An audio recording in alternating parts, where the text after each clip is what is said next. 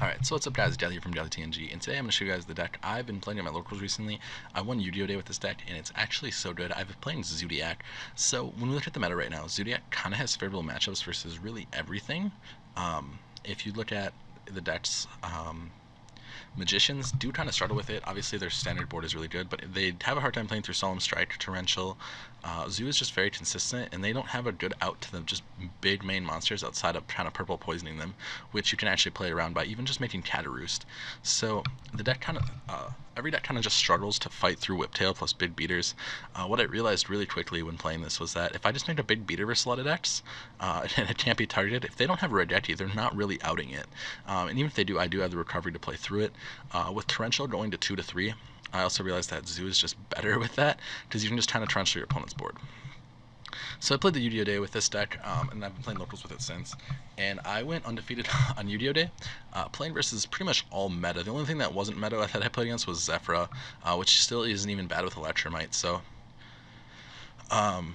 you kind of just win every matchup for free, honestly. It's kind of ridiculous. So essentially, when I played round 1, I think I played versus...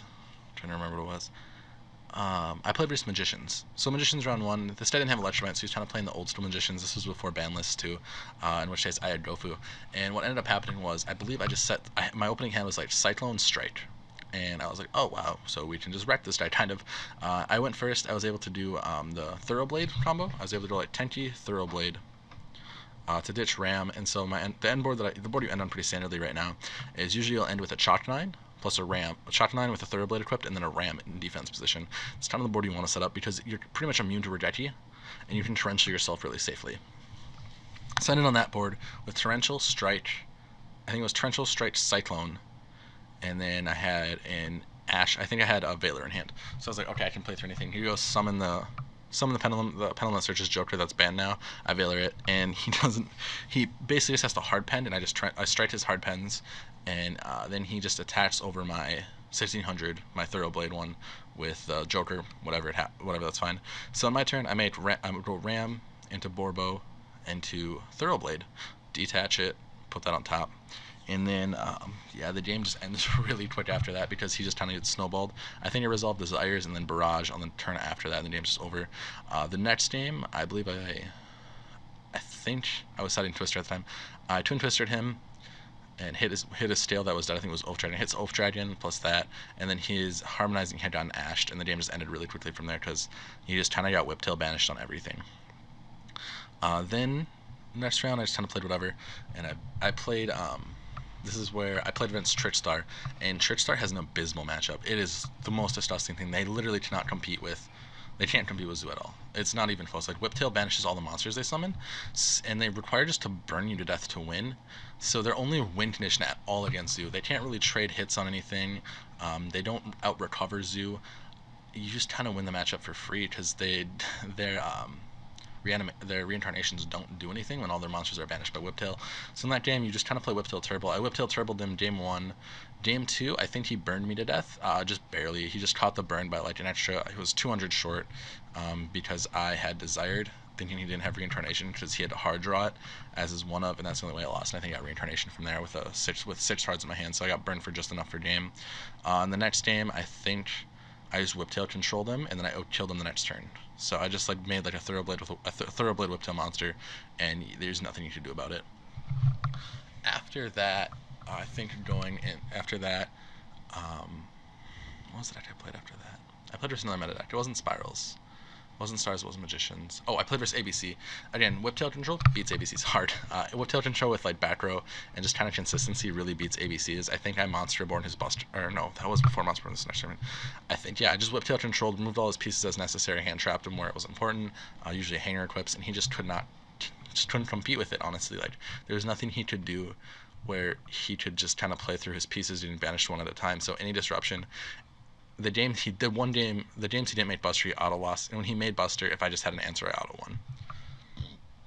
After that, final round I played versus Paleo, and Paleo's rough, but I realized if I just equip a Ram material against Paleo, I just kind of win. I think Cyclones and MSTs just kind of carried me through that matchup too. and the deck just can't handle really big beaters either. It's one of those things where most decks kind of just struggle with big fat beaters, where this deck can just kind of pump them out for free. Like magicians do kind of struggle with big beaters. They have to like hard remove it with like monster effects. So if you have a card that's immune to trap effects and immune to monster effects, where if you have Tatterer's Ram equipped on something, there's literally nothing that I can do. They can't beat you. It literally has no way to play through that. So if you just have like a 4,000 attack monster, and your opponent can't target with monster effects, and they can't target and they can't remove it with monster effects or traps, so Pendulum Wrap doesn't work. They have to like hard draw Rejecty to beat it. And I realized really quick that that's their only real out. They can try to beat over it if they get a lot of stuff going, but if they just can't out it, they can't out it. So I think right now Zoos are in a pretty good place. Essentially, the deck right now is Thoroughblade, Rat for your opening hand. You have 1, 2, you have 6, you have 10 starter cards in the deck that can get into it. You have Desires to draw into those. So you just want to start with these and like another monster if you have that. If you don't, you just start with Rat. So you want to start with those, and then your back row is all just really strong. Torrentials are amazing, Solemns are amazing, Judgment's amazing. Even Combo, just to make your monster bigger, is really broken. Whiptail functions as another hand trap anytime you have a Zoo, and you play 8 other hand traps, so you pretty much 1 in 5 open them going first. So you're almost guaranteed to open them in your opening hand every time. Yeah, so that's kind of how the deck works. I've been playing it a little bit, so I'll talk about my ratios. So triple Ash, I think Ash is one of the best traps right now versus almost everything. You can Ash pretty much anything. Valor is just really good versus Electromite. I thought Odor originally was better, but I think Valor is good because if they don't send from hand, if they don't send from deck to graveyard, then you can't Valor it. If they don't or send from deck to extra deck, you cannot Valor them, or you can't Odor them, so Valor's just better in that situation. Obviously, they can still link from the extra, or they can still special from the extra deck because you're not ordering them, but it's still just really good to Valor them and kind of stop their advantage plays. 2 Order, because I think it's the 3rd best hand trap, and I think 8 is pretty optimal number-wise, just for hand traps in general. Besides that, I play 1 Tatterus. Tatterus is really good, just because it stops your opponent from targeting your monsters, but you only need the 1, because you just want to get the 1 equip on there. It's not as relevant, because it's just on board, it's kind of weak, it only has 800 boost, so the rest are better, but there's some games where you just need to get that Tatterus equipped to win it completely. Double Ram. He's your combo enabler. You use him to protect your board when you torrential yourself, which is really important.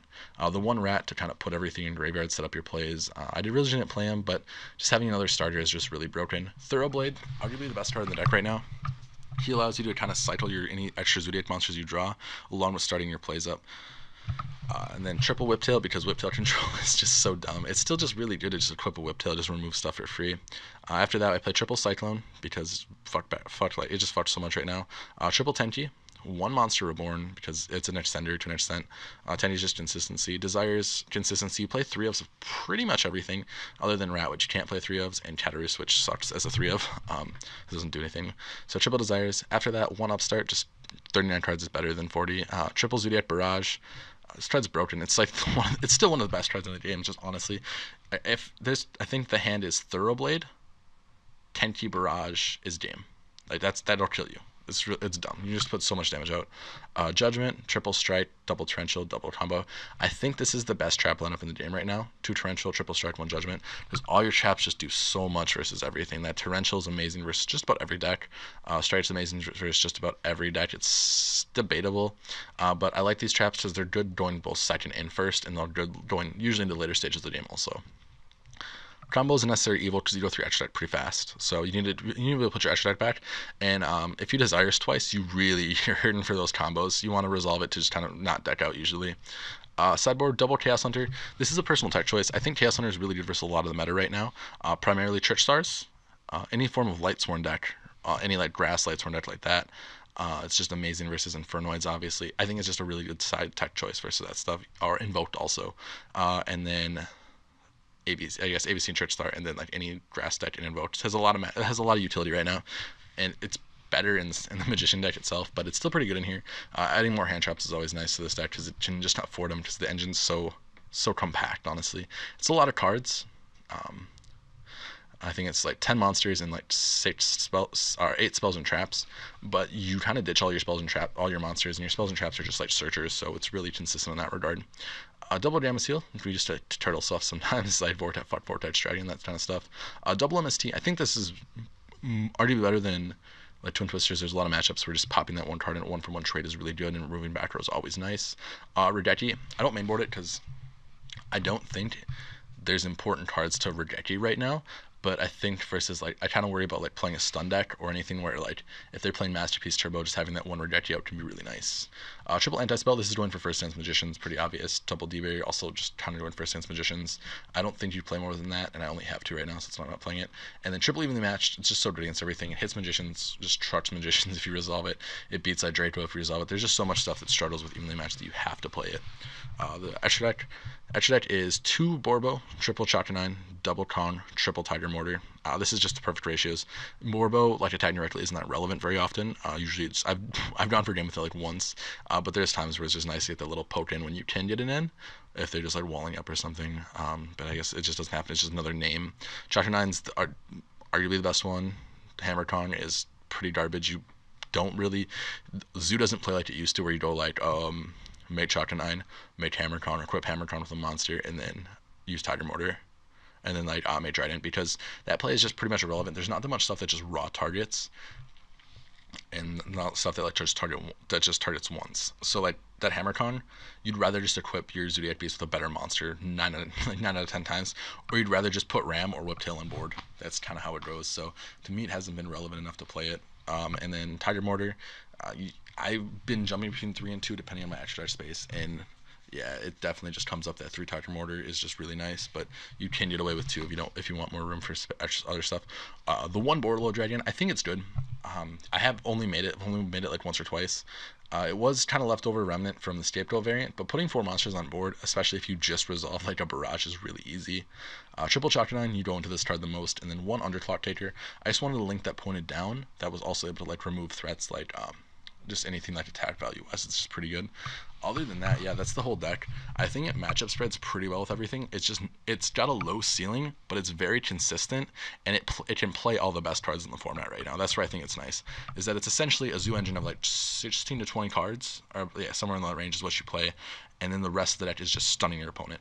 So you're just trying to like do the zoo stuff where you just make big beaters, hit them for game, and kind of control the tempo of the game, and then your back row just kind of removes any like possible other outcomes that could happen, because you're gonna win. Zoo wins by battle right now. That's the thing. You win by battle every time. No deck can really like beat you just raw in battle unless they make like lightning or they're just negating your monster effects.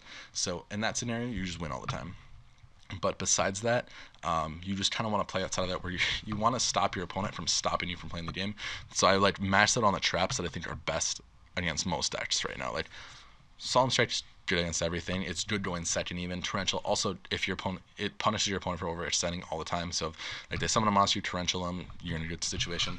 I don't like 3 torrential, by the way, because it's debatably how good it is, because if you're just resolving like a ram, it's not that good.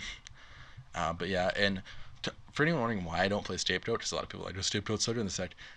It's good, but it's an extender. It's not like a trap that stops your opponent from playing the game. It's an extender that like lets you kind of play the game better, and it's like a win condition. But Zoo already has a win condition. Your win condition is just making big monsters and killing your opponent. Like the deck is really good at that.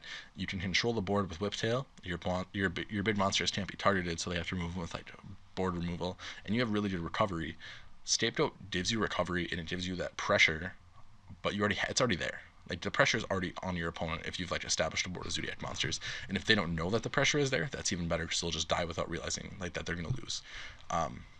You can kill your opponent by summoning with your standard board of Thoroughblade Ram. That kills your opponent. If they don't out that, they lose, and most of them aren't gonna realize that.